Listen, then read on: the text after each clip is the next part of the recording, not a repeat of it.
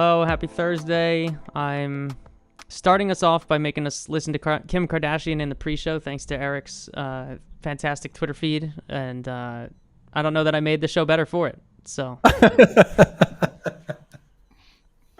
no, the jury's back. They say no. They say no. Unanimous. Yikes! What a world. How we doing? Eh? We got a lot to talk about. Yeah, we do. What?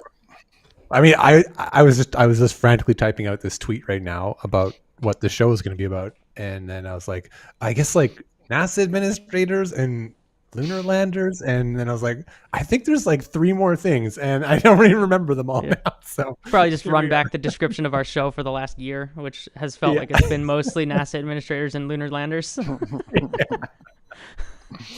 But we do have the man of the hour, Eric Berger, with us from the old Houston, Texas, the once and future home of the space shuttle. Your great senators trying to steal some spacecrafts from the Northeast. How's it going? Oh, it's hard to process that. You know, I live 5 minutes away from Space Center Houston, literally, and like, I think getting a space shuttle here would be just about the dumbest thing imaginable. that battle was fought a decade ago, and anyway, I'm great. I'm here, ready to talk. It's an insane time in space policy. Fair. Yeah, that's a good assessment. What'd you bring to drink? Anything good? Anything juicy? Are you working too hard? I'm working hard, but I did bring the beer of the hour. Blue Moon. Because I like Belgian white beers, and now Blue Moon is not a true Belgian beer, but I do like Belgian whites, and obviously, you know, Blue Origin finds itself right in the middle of things today. So Jake and I have great affinity for Blue Moon because we were able to make the SpaceX company card purchase us many Blue Moons one time, and since then we've had an affinity for that. So excellent. We took our trolling into real life, and it worked out. So yeah, and we've never hung out with that individual again. No. So there we go. Shocking.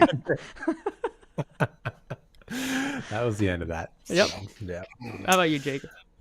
Well, today is another one of those days, Anthony. We're gonna open a bottle today. Yes. Yeah. A mead day. Let's see. What do you got? Eric, the backstory is that I've been making mead, and the first batches were not good. Okay.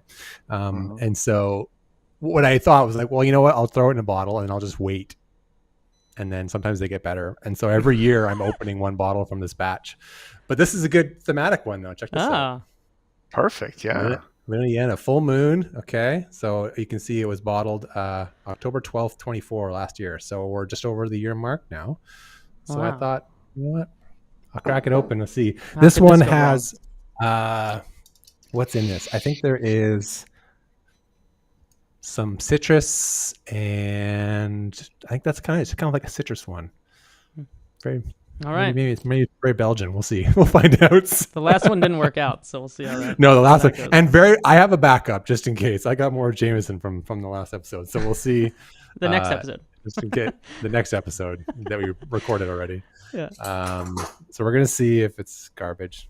The first batch I threw out, I dumped down the sink. So you know. But you saved some from that for next year, right? Yes, I have the next one. I don't understand how this system works, but I don't think that's going to get any better. Oh, this one looks better than the last one. Yeah, what is that? How's the clarity? Color looks better. Pretty good, right? Yeah. Interesting color. Yeah.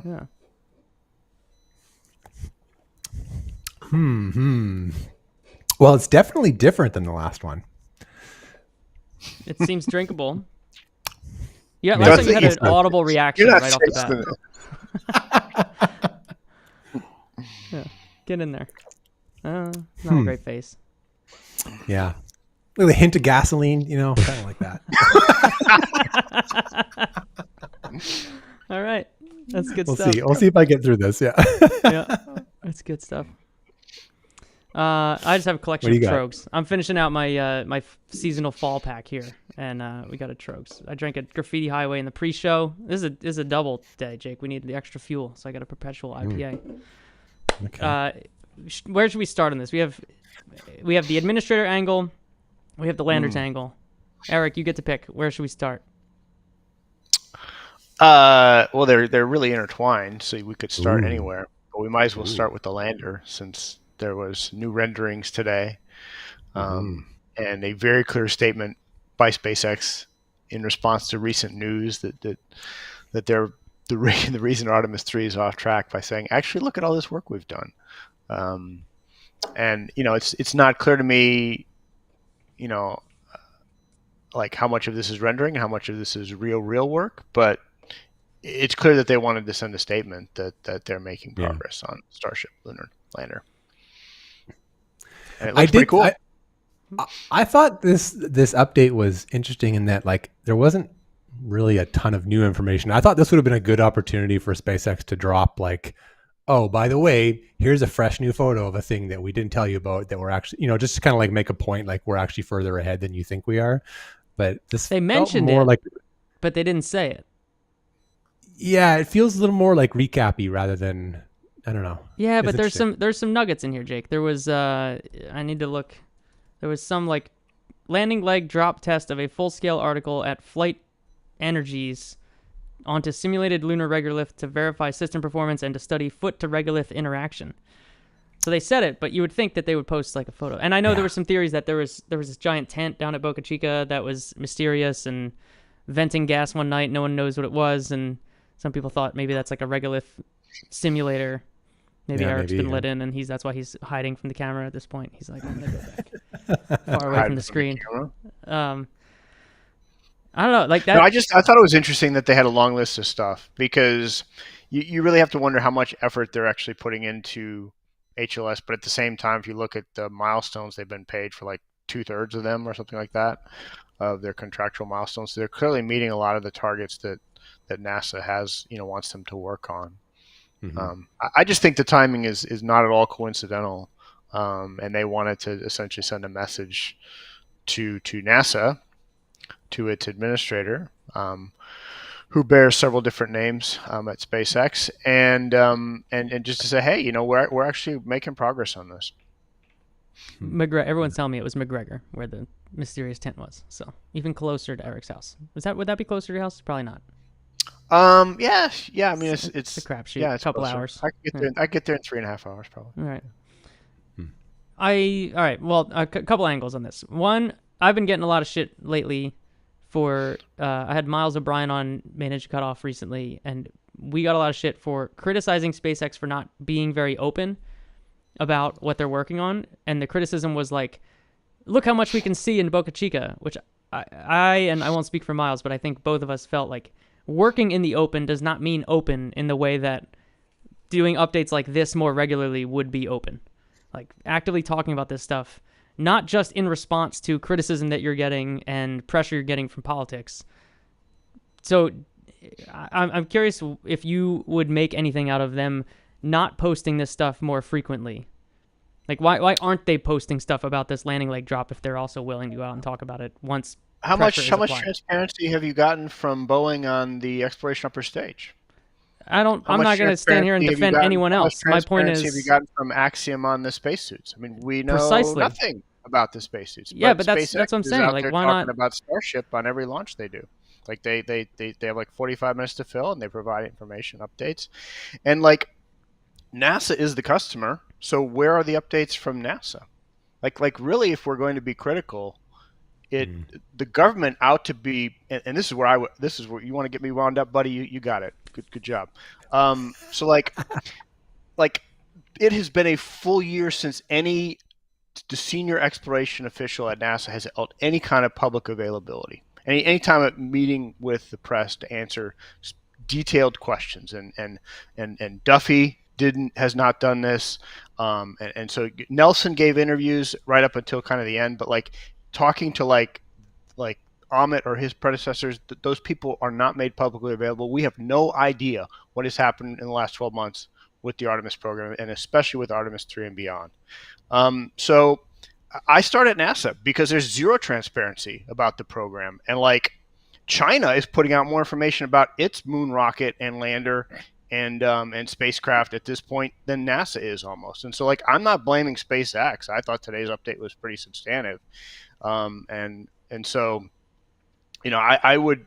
Sure, SpaceX could be more transparent about these tests. They could release videos of these milestones and things that you're talking about. But like, I would start with NASA and say, like, the last time there was a press availability was like a year and a half ago or even longer. And Jim Free was on the call, and like I asked him, I said, 2027 or 2027 is not looking very realistic. What's going on? And like, he got really pissy. Like, he said, no, we have contracts with these CEOs have stood up and told me they're going to meet these deadlines.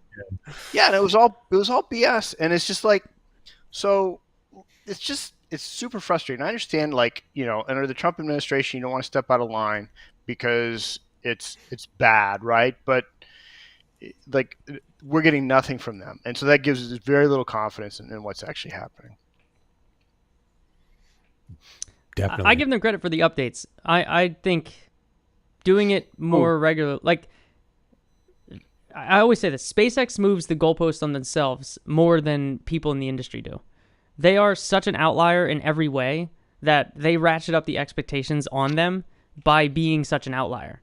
And the fact that they do work in the open and that they show every flight test, when they don't show things that they then go and tell you, we've been working on all this stuff, that's what feels incongruous to me. And I think if they are to just say, all right, screw it, we'll work totally in the open on HLS, and they're out there demonstrating their momentum and demonstrating stuff that NASA has changed on them, because they reference it obliquely in this post that, like, we've given NASA feedback on what they're changing about Artemis 3. If you are just assaulting the public with information, do you stave off some of the... There's political pressure being applied to them right now, but there's also, like, Gen Pop public pressure asking for images of these different things and, like, where are the updates on X, Y, Z. You would stave off at least a portion of that if you are showing momentum. And I think most of their message here is like, look how much we're doing. We're investing more money than everyone else, and we have more launch pads and launch sites, and we've made 36 starships and all these different boosters. And it's a list of the things that they've done over the last several years to show how much more they're doing than everyone else, which is I would give them huge credit for. But there are times when they are very clearly not talking about things that they're working on. And maybe that is like, I think you and I in the past have talked, Eric, about like how many people really are working on the crew cabin component of HLS. When I'm like, if they think the other parts of the Starship architecture are the longer pole here, then they're going to deprioritize the stuff that's 2 steps out because they got to get the next step right. And that's always been the SpaceX way. So I can't criticize that aspect as much, that like, well, they're not working on that. It's like, well, yeah, because it's not important yet. They got to get the other part right first. So I think it's a good update, and it's a good roundup of what they've been working on. But I don't know that towards the end of the post, they get into like, we've got some thoughts on how to speed up this schedule or just change the mission to make it simpler.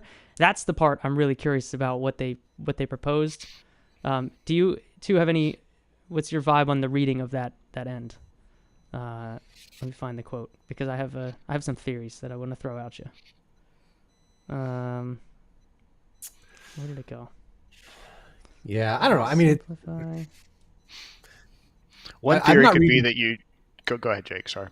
No, I was gonna say I'm not reading too deeply into like the motivations here. Like, this is all just sort of like standard political jockeying to me. So I don't know. I don't know if I'm reading much of that. I think the question that you're asking, and it's a good question, is how could you actually streamline the Starship architecture, right? Do you have thoughts on that? I'd love to hear them. I'm just trying to find the quote from this thing, because the reading of it, yeah, it's right at the end. I just can't find it because I'm bad at scrolling. Is it the since the contract's been awarded part? Let's see. Since the contract's been awarded, we have been consistently responsive to NASA as requirements for Artemis 3 have changed. That's what I was talking about. In response to the latest calls, we've shared and are formally assessing a simplified mission architecture and concept of operations that we believe will result in a faster return to the moon while simultaneously improving crew safety. I have a harebrained theory that is a mission concept that completely excludes Orion. And it's a Dragon to Starship. Like and straight it sounds to the moon. like Dragon yeah. for sure. Like no docking in lunar orbit. We're just going straight to the moon, and that's a lot safer. Yeah. I think that's entirely plausible. Yeah. Yeah. Because why wouldn't I they? don't know I how would you. bid that I if I don't was know. them. Yeah. Yeah. No, I think Like, that's right. F me, F you. Like, I'll just go out Yeah, without Orion, you know? Yeah, and like how much less propellant do you need if you don't? What's the loiter capability? Is it 180 days that Starship has to be able to remain at the moon? It's like a long time. And so like if you don't have a half a year loiter capability when all this propellant is boiling off, then maybe you don't need 14 launches. Maybe you just need 8 or 10. So I think all of that's on the table. It's what's not clear to me, Anthony, is that okay? Let's say you launch Starship. It's fully fueled in Leo, ready to go, ready to roll, and you launch a Dragon. Those astronauts rendezvous with Starship. Starship flies out to the moon, lands. Does it have enough propellant then to come all the way back to Leo?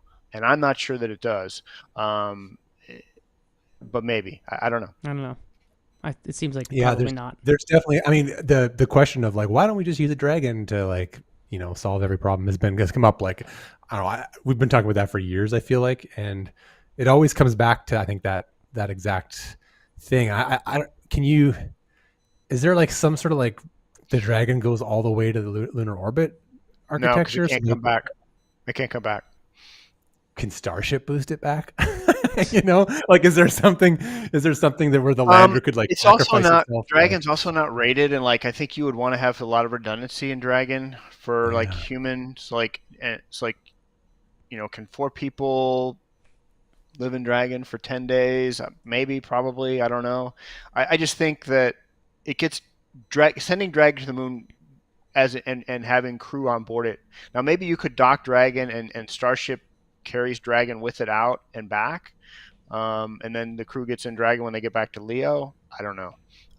But I would suspect that a simplified, streamlined architecture eliminates Starship. And that would be a great FU to, NASA. Because at this point, like, SpaceX does not need NASA so much as NASA needs SpaceX, I think. I mean, especially when you look at, like, their revenue this year, like, SpaceX is making more revenue than NASA's getting.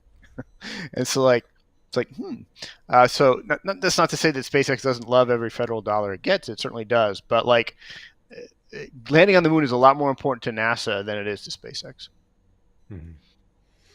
Yeah, that's the other big question, right? Does SpaceX care about this at all, right? And back to your transparency question, Anthony, where's all the updates from Blue Origin on Blue Moon Mark 1? And where's all the updates on how you could use Blue Moon Mark 1 to land humans on the moon? I mean, the only reason we really know about that is because I reported it, right? I had it pulled up right here because I'm not discounting the fact that you may have kicked all of us off by this story. Well, it's good. I'm glad that was the intent. It's like Houston, we have a problem. Like we are losing to China, and at the time Duffy was running around on Fox and everywhere else saying, of course we're gonna beat China. We're America. We're the greatest country in the world. Blah blah blah blah blah. And actually, no. It's just like we got him to acknowledge reality. I think that's great. But so like, let's have an open, honest discussion. Maybe we're beginning that. But then sort of he jumped right to a government option, and that's kind of troubling to me. That like. There are people at NASA taking seriously the idea that a Northrop Grumman or a Lockheed Martin could build a lunar lander in 30 months and have it ready to go. Because, I mean, where have you been for the last 20 years if you think that's possible? And that's just insane. In fairness, Northrop has put together those SLS SRBs real fast. They've been waiting around for a long time. Okay. Yes, I agree, but little tiny bit of difference in those capabilities. So I mean, it's troubling where this is all headed, I guess. All right, give me the background on. So this article went up October 2nd. So presumably you're working on this for at least a couple weeks, probably in September, if not way longer than that. I finally just talked to one person. I think the day before. I was like, okay, I got the information I need. Here we go. All right. So I'm trying to calibrate your desire to go at this thing. Are you somebody that is like, yeah, we should land before China lands? Are you of that bent, or are you of like all this talk is such that it is a foregone conclusion, but no one's actually assessing what that would mean? So I used to be in the camp that like it's whoever plays the long game and wins that really matters. And I still think that's true, but I'm not discounting the fact that there is a huge premium on the next humans to land on the moon, and that if China succeeds in that, it is very, very significant blow to the prestige of the United States around the world. And it is a very good opportunity for China to say, hey, look, we just not just caught the United States, we've surpassed them. And that's just geopolitically speaking, we are in a, I mean, look at the Artemis Accords, right? That's like a direct competition with China to go out and sign people up to sign. Look, our program is better. Join us. And so I believe that we really need to be there first again, and then we really need to have the better long-term plan. Both things, yeah. Both things. And I think, I mean, if I had to pick one, yes, I would take like, having some kind of lunar presence 10 years from now that's meaningful over landing first. But not landing first, I don't buy that it's not a big deal because, hey, we've been there 50 years ago. That's just not true. I mean, almost no one alive remembers that, right? And some reality TV stars don't even think it was real. So I don't know if you maybe Sean Duffy doesn't, if that's who you're talking about. Duffy, to his credit, that would be a real game changer if he came out as a follow denier. Let's not go there. Yeah. So I think both matter, but I think Sean Denier. Sean Denier, yeah. I've been thinking about that too, because like like from a logical standpoint, it's like you know what, if they get there next, it like just doesn't really matter that much. Like it doesn't indicate one way or the other. But there's that, Dan Carlin always uses this quote in his podcast, right, where it's just like magic isn't real, but if everybody acts like magic is real, then magic is real. And it's like if a bunch of people in positions of incredible power are concerned about losing the race, then it's like, now I'm concerned too, because they're gonna act on that, right? They're gonna do things that are in they're based on the outcome of that action, right? And the fact of the matter is, our leadership has set up the discussion such that we are in a race with China, and they intend to win it. So to walk that back at this point, I think would be challenging, and I certainly don't see Trump having that kind of nuance or trying to walk it back. By the way, there is a group within the space policy firmament who thinks that we should change that narrative and just talk about different goals. And in this particular case, it would be like something like the gateway and sort of establishing that as the finish line. But I think I don't agree with that. I'm never going to agree with the gateway, personally. Yeah. One aspect to this is like, as people that are, I think probably all three of us would vote like you said, Eric, that if we had to pick one, we would pick like a longer term thing over a short term thing, but both sounds fun.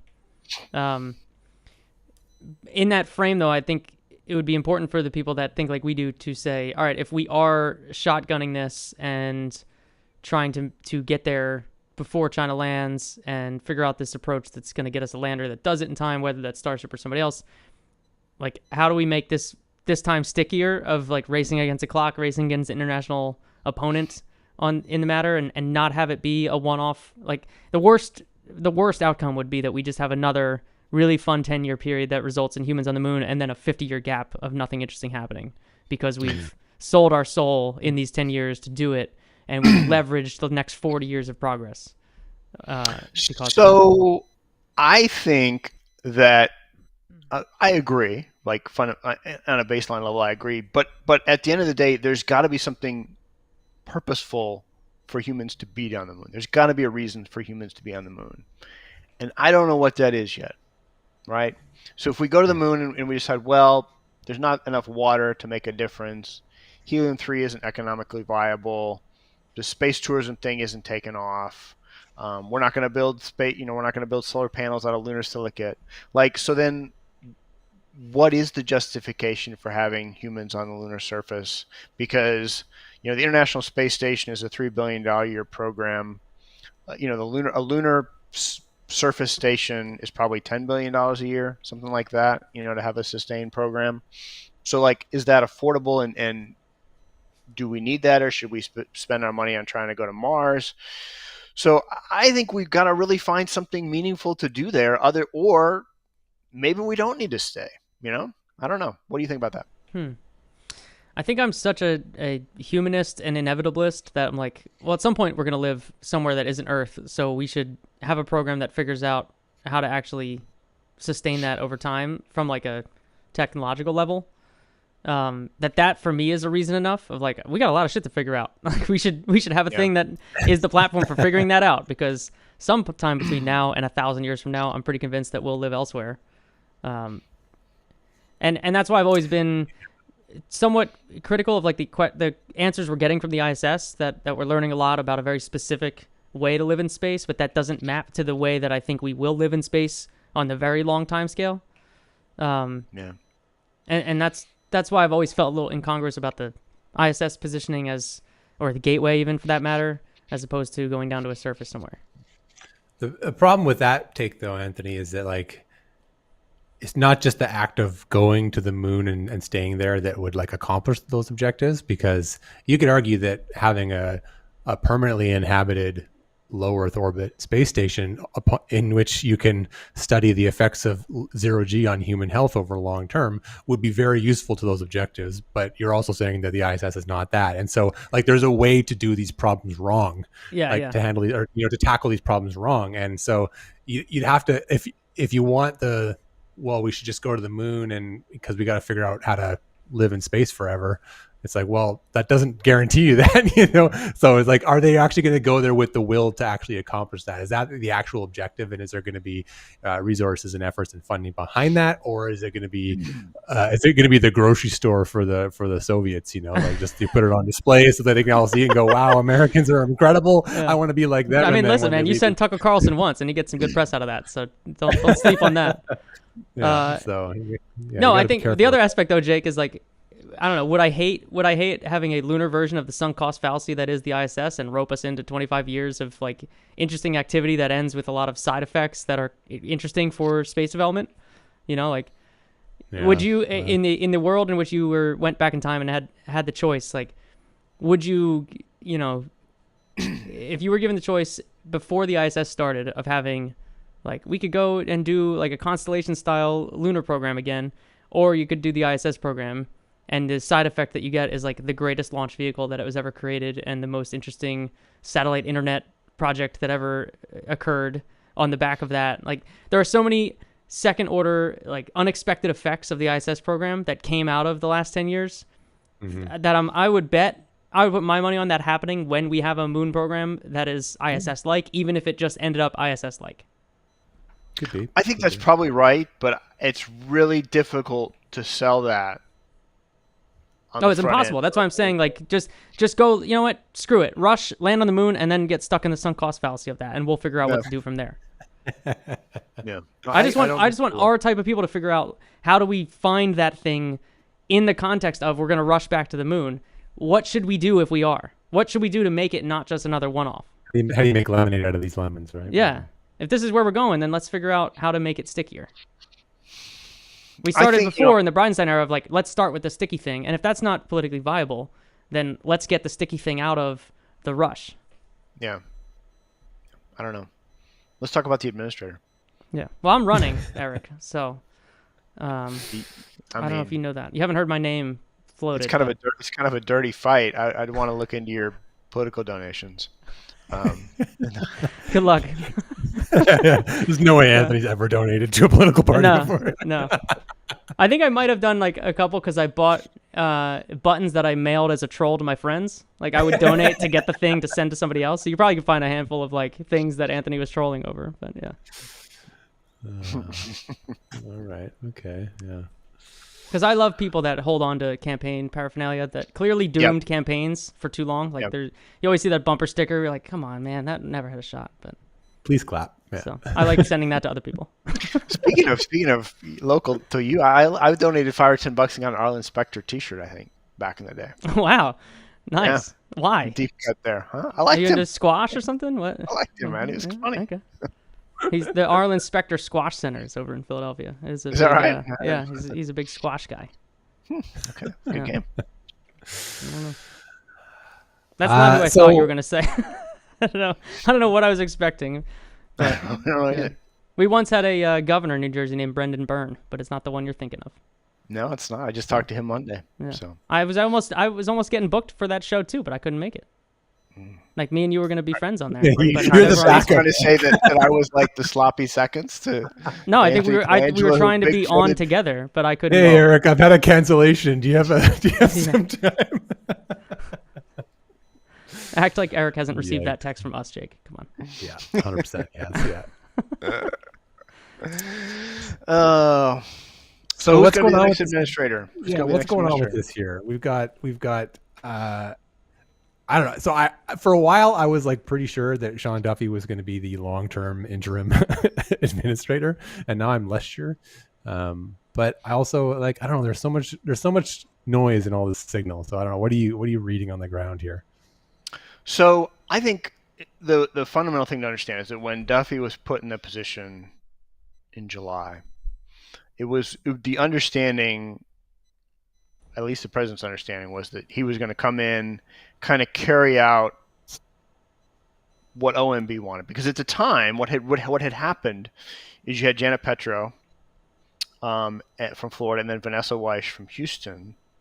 And Vanessa Weish was kind of running the agency with Ted Cruz's office. Ted Cruz obviously being from Texas, and basically so all those funding priorities that you saw in the One Big Beautiful Bill, those were kind of coordinated through Vanessa and kind of her team that were sort of pushing the JSC kind of agenda and kind of completely undermining what the Trump administration was trying to do with its budget. So Duffy was brought in basically to do what OMB wanted to do at NASA, and to provide some leadership from the Trump agencies. They were not happy with what Petro and Weish and some of the others were doing. Also with the understanding that he would look for a permanent successor. But a couple of things have happened since then. Number one is he likes the job because he gets on TV a lot. And it's more fun being NASA administrator than it is presiding over an air traffic controller strike or a plane crash or something like that. And he does have political ambitions. So I mean, it's a good platform for him to raise his visibility to some extent. And he didn't really interview anybody. You heard some names of people. I heard some names of people, but I subsequently heard, well, he didn't really interview them. And my understanding is the president had to basically call him and tell him to re-interview Jared Isaacman. And then the other thing that happened is that he hires Amit Gushatira to basically he's a top civil servant position in the agency. And Amit basically he tells to run the agency. So Amit's a former flight director from Johnson Space Center, so it's the same kind of thing. Amit is sort of in there. By the way, highly respected, liked by the workforce. They were glad to have someone of their own, kind of in a key decision-making role. But Amit is very much of a JSC mindset. So again, this is running counter to what the White House and OMB really want. And so, meanwhile, this summer, Jared, doesn't excoriate anyone on the way out, even though I think he probably had pretty good reason to be upset about the way that all happened. And there's still people in the president's orbit, the Newt Gingriches, the Laura Loomers, other people who are saying, actually, Jared was the best person for this job. And Jared starts meeting with the president and developing a relationship. And so he's kind of back on the front burner to become the next administrator. So in the last several weeks, there's been this rock fight essentially behind closed doors between Duffy, his chief of staff, a guy named Pete Meacham, and then people advocating for Jared, over who ought to be administrator, because Duffy at this point really wants to hold on to the job, which is really interesting because the alignment now is essentially Duffy, and that's why the appearances on Fox News, and it was at MSNBC, or I'm not sure where else he appeared that morning, but where he said that they were going to reopen the lander competition. The more interesting thing to me was the fact that he came out and said it publicly then, because that was right after Isaacman had dinner with Trump and several other people at Mar-a-Lago and really sort of strengthened his relationship with Trump. And there was some sense that in Duffy's camp that if he didn't act quickly, then a renomination was going to happen soon. And so Duffy starts calling a lot of industry contractors, basically saying, I'm going to bat for Gateway. I'm going to bat for companies other than SpaceX to do HLS.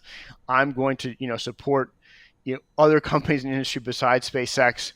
So basically, like, Amit has kind of brought him around so now Duffy and Cruz and Amit are kind of aligned on priorities. And Isaacman's kind of like, actually, I think a lot of the priorities in the president's budget, like, ending SLS Block 1B, ending exploration upper stage, trying to see if you could reuse Gateway for something else, are important.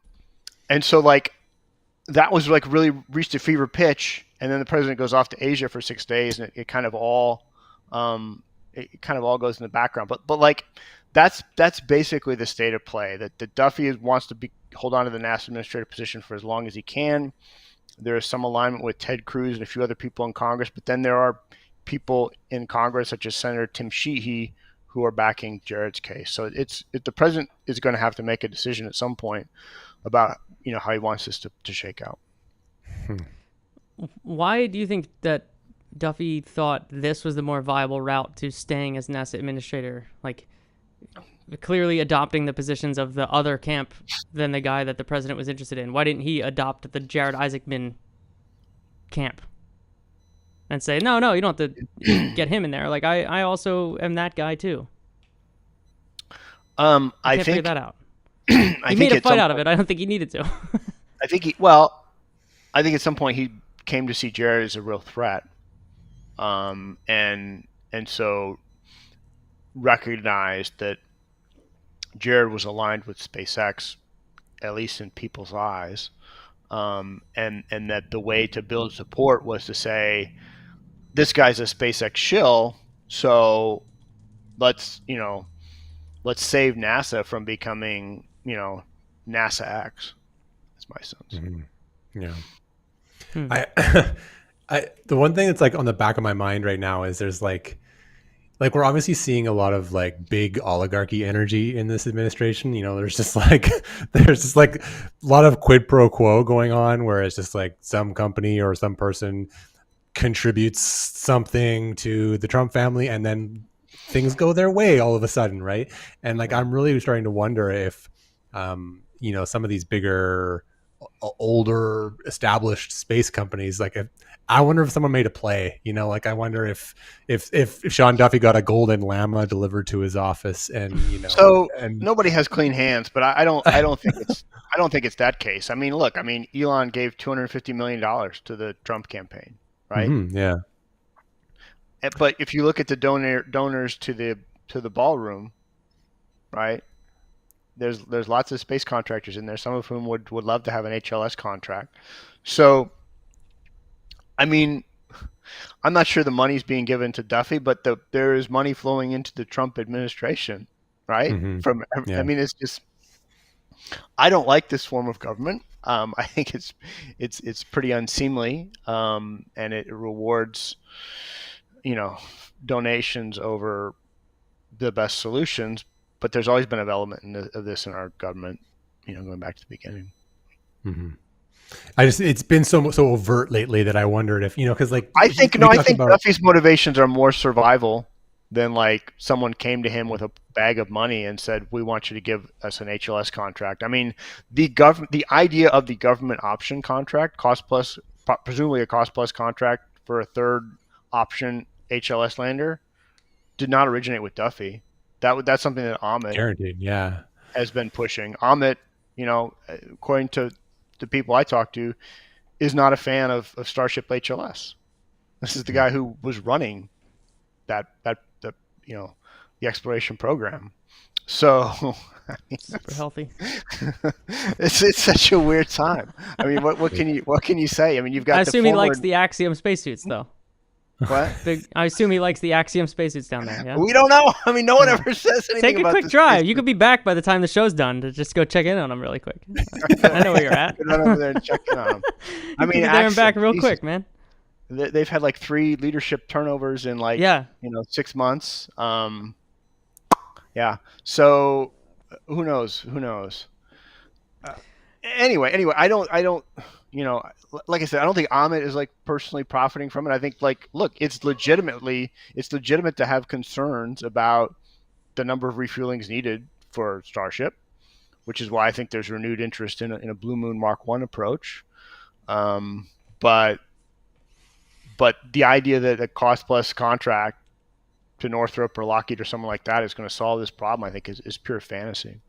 All right, as a space fan generally, Eric, how much do you enjoy the storyline that could play out over the next 6 months where Blue Origin launches a payload to Mars and then lands on the moon before SpaceX does either thing?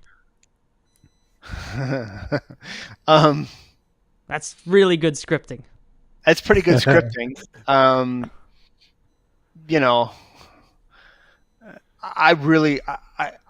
not super enthused about Escapade. I mean, it's Blue Origin got the mission because I think they're going to take like $150 million loss or something on that launch. I went on a rant about it recently too. They're pretty generous. Being weird about the transfer orbit they're going into. It's very strange.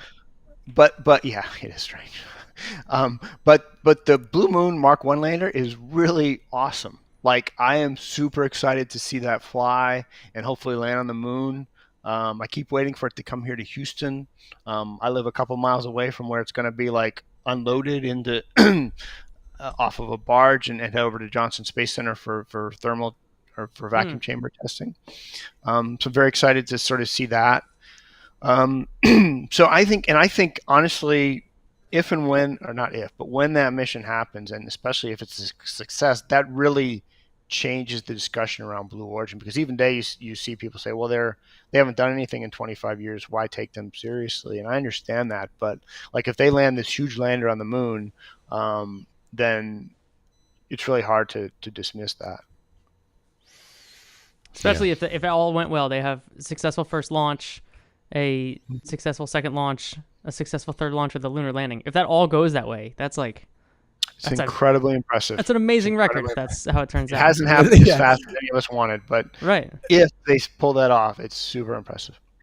The irony of that narrative is just insane, because it's like first launch successful, second launch goes to Mars, third launch lands on the moon. Like, it would be amazing. It would be the best storyline in space. Yeah, it would be the best way to cap off this little era that we're in space with all the backbiting drama. It would be better if that escapade was a terrarium. That was going exactly. That would be the ultimate irony. But we'll take a couple of CubeSats. Yeah. to an L2 transfer orbit or whatever it's going into first.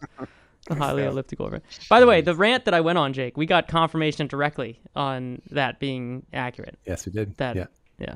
Okay. They're bragging about stuff that they have no right bragging about, I think. Is where we got to there. Yeah. I mean, it would be a while. And assume I don't know. What do you bet the chances are that they actually do pull off a first stage landing in the next couple of launches? Blue Origin? Yeah. I mean, that is the third launch. I think what's the success chance that they land successfully? I'd say at least 50%, if not higher. I mean, they have, if you look at the CLPS companies, right, these are cash-strapped entities who got pretty small contracts from NASA for their first landers. And so they had to really cut corners in their development and especially their testing, right? I don't think Blue Origin is cutting corners in their testing. Yeah. And so I have pretty high confidence that they'll land. I mean, it's, as I say, better than 50-50. Yeah. Well, and I keep harping on this take, and I recognize that the rockets are different, but like Blue Origin has experience landing like 30 some rockets already, like we can't, that's not worth zero. I know it's not worth the same as landing 30 whatever Falcon 9s, but it's not worth zero either. And they are coming at this from a place of some experience, right? I mean, and the New Shepard program has demonstrated technical expertise out the wazoo. I mean, it's very impressive what they've done with that program. And they've flown a bunch of payloads on Blue Shepard, New Shepard, for lander, like terrain relative navigation stuff for other companies. So obviously they probably have done that for Blue Moon stuff too. Like I would, they haven't. I don't know. Have they talked about it publicly? I don't feel like they have, but I assume it's been. They just put out some information this week on some tests that they had done with a simulator in aircraft landing. So they've. I'm sure they've done a lot of work. On this. They just haven't really talked about it. Like again, this comes back just not very open. Transparency angle that Anthony wants to talk about. Listen. I don't think a good defense of SpaceX being closed is neither is Boeing's not open either. That's a shit defense. Like that's the worst defense. I'm just saying, like if you're gonna call them out right after they just released a bunch of new information. No bullshit. They put this out because they're getting political pressure that their lander's not ready in time and they're behind on their schedule. Like, that's horseshit. If they put this out before Duffy went on this whole weird TV-based rampage, then sure. But if you can't get excited about Elon talking about sending 1 million tons to the surface of Mars on every SpaceX webcast, I don't know what's wrong with you. Yeah, there's been no new content since... quality information, okay? You wouldn't throw away an airplane, Anthony. The problem with that was that I took your statement seriously for the first half of it, and I was not ready to switch to the second half of it yet. No, I agree that SpaceX is the most open of space companies, and I think they could do better than that. And I think doing more would look even better for them than the strategy they have had, because they are already racing so much faster than most other companies, every other company in space. Yeah, you got to modify your take, Anthony. The take can't be SpaceX isn't open. The take is not being more open is a strategic misstep. There you go. Okay, fair. Yeah. I think they let themselves off the hook because NASA spaceflight has 8,000 webcams in South Texas that capture every time they leave the door cracked a little open. Yeah. They capture something cool SpaceX is doing, and there's a mystique to that I think that they like. But let's be real. I mean, if Highway 4 didn't run through their launch site, they would be more than happy to have a lot less information coming out, because I think that, I mean, look, the people down there do wonderful work, and I'm glad to have the access, but it is pretty invasive. Right. Yeah. Yeah. I mean, imagine if you swapped the New Glenn facilities into a spot with a public highway and the Starship facilities with the spot on the Cape that New Glenn is. I mean, imagine if like there was a public road that drove like right alongside Blue Origin's launch site. Right. I mean, anyway, it's great. It's great. It'd be crazy. Yeah. But I think they let themselves off the hook by being like, well, we're open because you could just come here. And it's like, well, I know that, but that's not what we mean. That's a pretty good defense, dude. It's not what we mean. Can you point me to the article that has the most recent official public statement from SpaceX in response to a request for comment that you've sent? I don't send requests for comment. Because you get jack shit back. You get a poop emoji or whatever that they're sending. I mean, it is what it is, Yeah. I mean, is that any worse than getting like a generic statement from another company? I mean, I don't know. No, but that's my point. They're so much better at all those other things than every other companies. Why do you want to act like them? Stop doing that. You're better than that. Yeah. Okay. Yeah. I mean, this is my take about them putting these videos out that fade to black instead of showing the explosion. That's what every state-run organization in China does when they have a test that goes wrong or they have a flight that goes wrong. And that's the same shit that Blue Origin does by never letting us see that New Shepard plow into the West Texas desert. Like, you're better than that. Trust people that they're smarter than you're giving them credit for, that they'll be able to understand this information. And the ones that won't understand that won't understand it even if you do this weird doctored thing anyway. I understand that, but I mean, that they did provide live video of the whole thing down into the explosion. Yeah, so keep doing it. Stop doing this weird edit. It's such a weird way to tack. And it's not that I don't really care about seeing that thing or not, but I think it's a notable change that there are people in the company that think what we should do is release a video that fades to black, when I know for a fact if Elon was in charge of editing that, he would have let it run all the way to the end. Yeah. And that's a notable difference. Okay. So that's all I'm saying. Right, we might even know these people personally. And if you're listening to this, stop doing that. That's a stupid take. So, I won't make you buy Blue Moon again on the company card. Hey, you want Blue Moon? I got Blue Moon for you. You'll buy them. I'll buy them. You know what? I'll fly down when they unload Blue Moon on the thermal vacuum chamber, and we'll drink a case of Blue Moon, like tailgating it out at. It's supposed to be. It's supposed to be soon. Should be any day. Hopefully. What else has been tested? That's where James Webb was for like its long duration test, right? Webb was, yeah. Has there been other stuff in there recently? I'm sure there has. I don't know what it was. On this topic of Houston things, why is Axiom getting off so easy in all of this drama? You have Bridenstine and Bolden talking at this symposium in which they're saying the only thing we don't have is a lander. I mean, should we not mention that Bridenstine is, okay, yes, former NASA administrator, but also like getting paid almost $1 million this year from ULA? From ULA and like other companies who are like competing for NASA contracts. I mean, you know, on one hand, I totally respect his opinion. I don't disagree with a lot of the things he said, but like he ought to be titled such that that's disclosed. Yeah. Charlie's fine. Charlie's retired. He's doing what he's doing. He has a trail of bad quotes in his wake anyway. So yeah. God bless Charlie. One of the nicest humans I've ever met. Anyway, so why does Axiom get off? Because Axiom isn't run by Elon Musk, I think. You know, it's a lot lower. Is it run by anybody at this point or what? Well, I also think that Axiom is pretty tight with the JSC crowd, right? Yeah, Jake's theory. Well, and Axiom is of JSC, but wholly a wholly owned subsidiary of Johnson Space Center. Yeah. But like they certainly have that. They certainly have that mindset. You know, why doesn't Axiom get? Because spacesuits are not as visible as rockets blowing up, and I think people just kind of assume spacesuits, they can't be that hard, so like they'll be ready, right? I think, which is probably not true in terms of them not being hard, but they should be getting a lot of scrutiny because like they are the only suit provider at this point. There is no competition now that Collins dropped out of that competition. Well, and not only that, but also like the company is just a little bit on shaky grounds right now, right? There's some financial questions there. Well, I think it's more than a little shaky ground. They have serious problems. I don't want to get sued, but I'm not sure they're paying all of their bills that they've had. And I think the suits side of the business is too big to fail. But I think the station side of the business, they've had lots of layoffs, and so you could ask some real questions about what's happening there. So I think Axiom should get more scrutiny.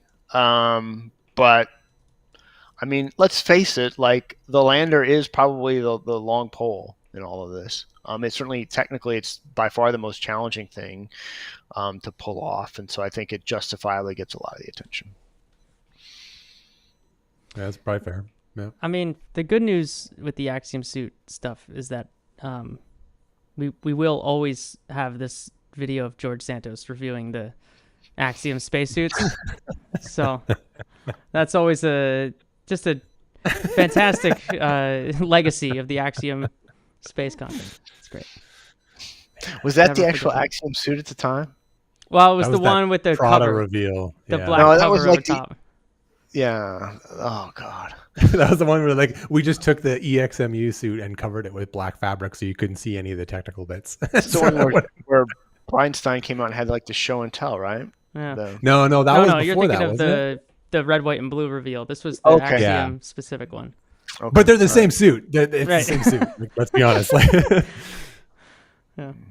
I mean, I know the people running the Axiom suit program here in Houston. They're good people. They are making progress, but we have almost no insight in terms of where they are. And again, that goes back to the fact that like NASA just does not put up its technical experts for for media, space media interviews. I mean, there's been zero access. And look, I'm okay with that because I've got sources outside of the official channels that I'll run, and it opens up a better playing ground for me. Like with the Starliner saga last summer, like that was great because NASA wasn't really giving, and Boeing weren't giving great information, so I went and dug in, and it was fine. But I think it really does the agency a disservice, and we really are left with a lot of questions about where all this is headed. And it doesn't help the fact either that Duffy can't speak in any technical depth about any of this stuff, right?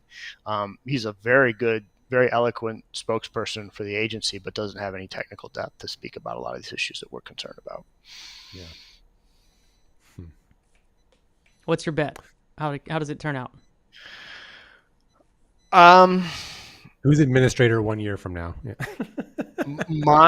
My guess is that Duffy is going to hang on tooth and nail and try to hold on to the position through Artemis 2 because he would love to have that kind of publicity. The question is whether the president moves on this, and I've thought that something was going to happen for a while now, and it just hasn't, so maybe it won't. The question is whether he moves on this, and then there's an impetus to try to, if it's Jared, and at this point it really only would be Jared. I don't know of any other names that are serious contenders. I've heard names, I don't want to say them and put them in the spotlight, but I don't think there's any serious alternative at this point other than Jared Isaacman. The question is whether they would move aggressively to try to get him confirmed before the end of the year, and I don't know the answer to that. Do you know if Jared is tight with the J.D. Vance crew? Maybe. Because I continually am a little sad that Jared's still going for it, and the only thing that prevents me from being sad about it is maybe he thinks that he can position himself to be administrator for a post-Trump era in which J.D. Vance wins the following election, and then he's That's not true. That's not true. My understanding of Jared's motives is that he recognizes that a lot of these problems that NASA has. I mean, anyone who writes about this or is interested in the space industry knows that NASA has lots of issues that need to be addressed pretty seriously. Artemis is the biggest fish, but CLDs, it's science programs. There's just a whole mess of problems. And Jared, I don't think would be the type of person who would say, "Well, I'm just going to put those on hold for 3 years so I can come in with a clean slate." No, that's not my point. My point is, this administration, the year that would have mattered the most is burnt at this point, and even the year and a half, maybe even 2 years. There's still 3 years left. So you're going to wait 3 more years? I mean, China's going to be landing on the moon in that year. How do you want to be an administrator and calling the Chinese, drink it at the outpost with Ed Baldwin? Yeah, I mean, I don't know. I think Jared has so many more interesting things he could be doing, and he does. And that's why I give him credit, I think, for hanging in there because he could be doing more interesting. He could be going back to space. Yeah. I don't know. I think So you're saying you feel like Jared is a possibility, but it's not until spring at the earliest? No, it's not what I said. Thanks for paying attention. You said he wants to be on until Artemis 2, and then he doesn't really Duffy wants to be on through Artemis 2, but if the president decides that something needs to change, then he could nominate Jared within the next couple of weeks. But would he be? How would it go through the system? Well, you would have to put some pressure on Cruz to move the nomination forward. Yeah. Government I don't know if that will happen. Probably. What's that? Well, the Senate's working. The government's going to have to come back to work first, I assume, right? I mean, yeah. And of course, the shutdown complicates all of this too, right? We haven't addressed that at all, and the NASA workforce has been through so much crap this year, and you layer that on top of it. It's just it has literally been a lost year. Yeah. And yeah, it's not good. It's bad. Yeah.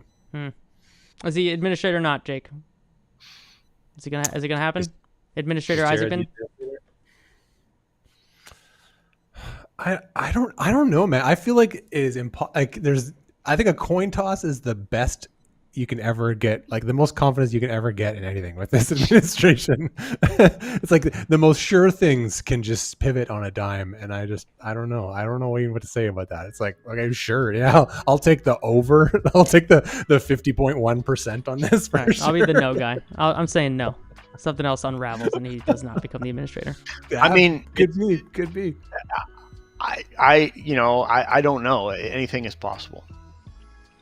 Eric, what do you want to plug for people if they're not reading Ars or anything else that you're working on, or books? Well, if they're not reading Ars, they need to log off immediately. I don't know. Next week I'm gonna try to do a story on. I just mentioned NASA's lost year. I'm gonna probably try to articulate that a little bit better, and so maybe check Ars for that next week on just sort of things are probably worse than you even think. Great, an even more uplifting ending to the What show. a way to end it. Man, well, if you Thanks want for listening to not Off-Nominal. think about that, Things are worse than you think. yeah, if you want to not think about that bleakness, Jake's traveling next, or you're offline next week. I don't even know if you're traveling, but I'm traveling. Yeah. you're traveling. We did a rocket tier ranking recently, Eric, which caused a lot of feedback. And Paul Field, the man that was once left in charge of the LEM at the National Air and Space Museum, had a lot of angry email for us. So we brought him back on to update our ranking. He will defend Skylab launched on Saturn as not a C tier rocket. So you find out how that shakes out if he or we win. And we rank a whole bunch of new ones. So we're running that next week. We recorded it a day or two ago. It's a great show. It's fun. So what else, Jake? Anything? I don't think so. No. Have a great Halloween, everybody. And You'll be sleeping off that mead on Halloween. Is that probably right? I switched to whiskey. Dia de los bartender. Muertos includes Jake this year. It's still here. Yeah. We're gonna dump this bottle out and try again next October. He's gonna We'll see. look like the traditional Mexican skeleton by tomorrow, like he drank out of the Indiana Jones flask. Yeah, exactly. All right, y'all. See you later. Bye. Peace.